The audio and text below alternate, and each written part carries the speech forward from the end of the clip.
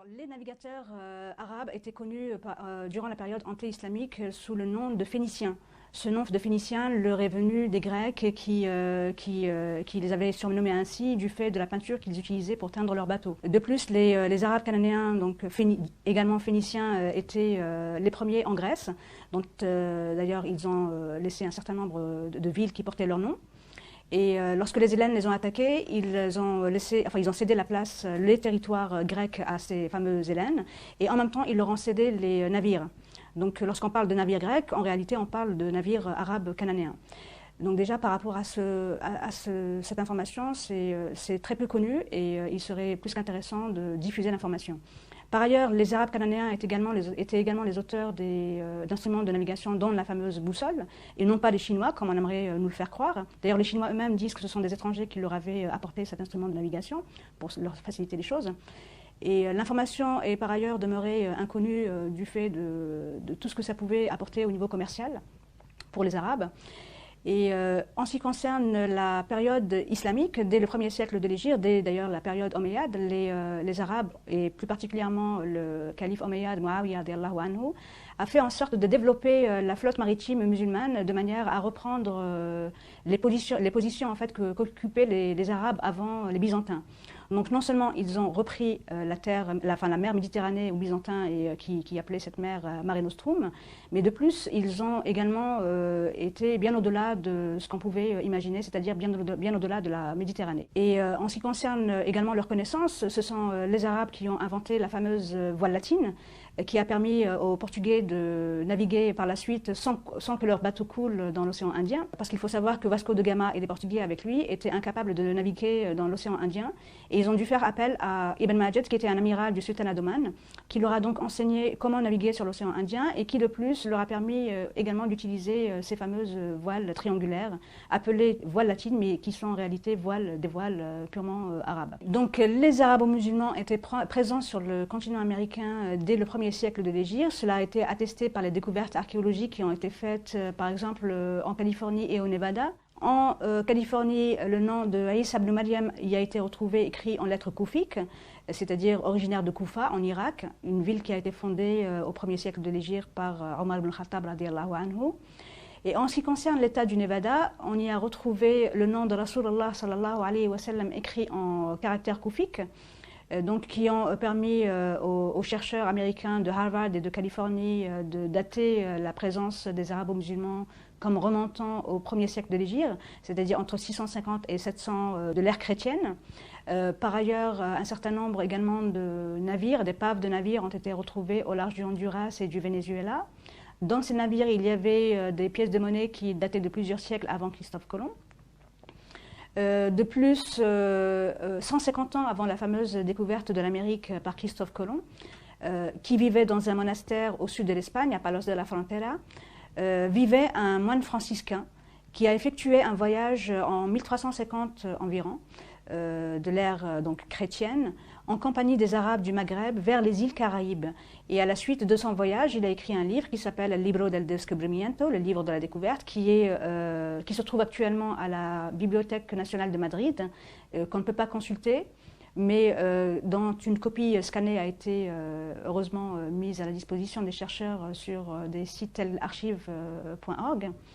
Et il y a également un certain nombre de données, dont celles qui avaient été retrouvées dans les textes chinois, qui datent de 1178 et 1225, qui permettent également aux chercheurs et à toute personne qui souhaite avoir un accès direct à l'histoire et non pas revu et corrigé ou falsifié selon le point de vue à partir duquel on se place, pour donner des informations erronées ou des informations qui sont totalement justes sur la présence justement des Arabes en Amérique et sur les voyages qui étaient effectués par les Arabes sur le continent américain.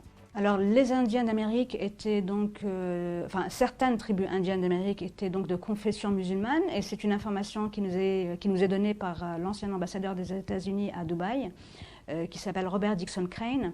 Il a écrit un article en 2004 dans lequel il souligne donc cette appartenance à la communauté musulmane des Indiens Cherokees. Il souligne également le fait que les Indiens étaient emprisonnés lorsqu'ils étaient vus en train de faire la prière à la manière des musulmans. Ils jeûnaient durant le mois de Ramadan et ils ont même instauré dans l'Indiana, donc au nord des États-Unis, sur les terres du grand oncle de l'ambassadeur américain, donc un lieu dans lequel ils pratiquaient le pèlerinage, ou du moins symboliquement ils reprenaient le tawaf sur le continent américain parce qu'ils ne pouvaient pas se déplacer vers la péninsule arabique. Par ailleurs, durant les années 1830, le gouvernement américain a décidé de déporter les Indiens Cherokees vers le Midwest depuis l'est des États-Unis en plein hiver. Donc les Indiens Cherokees ont compris qu'ils allaient être mis à mort, probablement du fait de leur appartenance à la communauté musulmane. Donc une partie a fui vers le nord. Une seconde partie est morte en cours de route parce qu'il faisait extrêmement froid et une troisième partie est arrivée à destination. Donc la question que pourrait se poser le lecteur aujourd'hui, c'est comment se fait-il que nous n'ayons pas eu accès à ces données extrêmement importantes pour le patrimoine historique de l'humanité? Ben, c'est tout à fait simple. Déjà, les arabo-musulmans avaient été chassés d'Espagne lors de la chute, dès la chute de Grenade.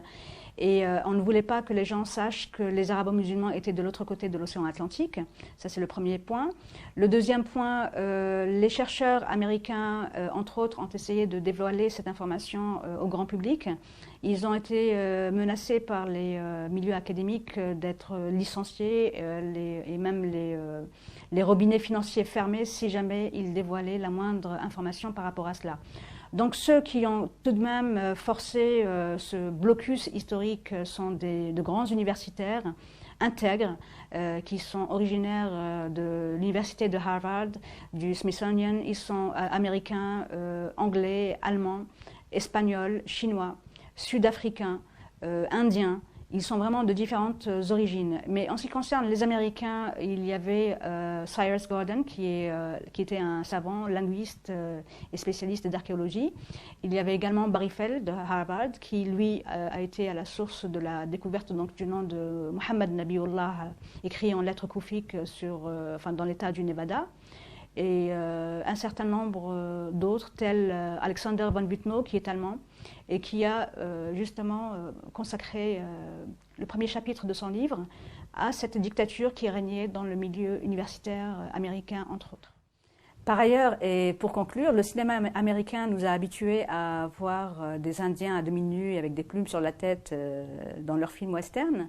Et il s'est avéré, à travers mes recherches, que les Indiens d'Amérique étaient loin d'être à moitié nus, avec tous des plumes sur la tête. Ils portaient des djellabas, comme vous pouvez d'ailleurs le voir sur cette photo, ainsi que des turbans qui soulignaient leur appartenance ethnique arabo-musulmane.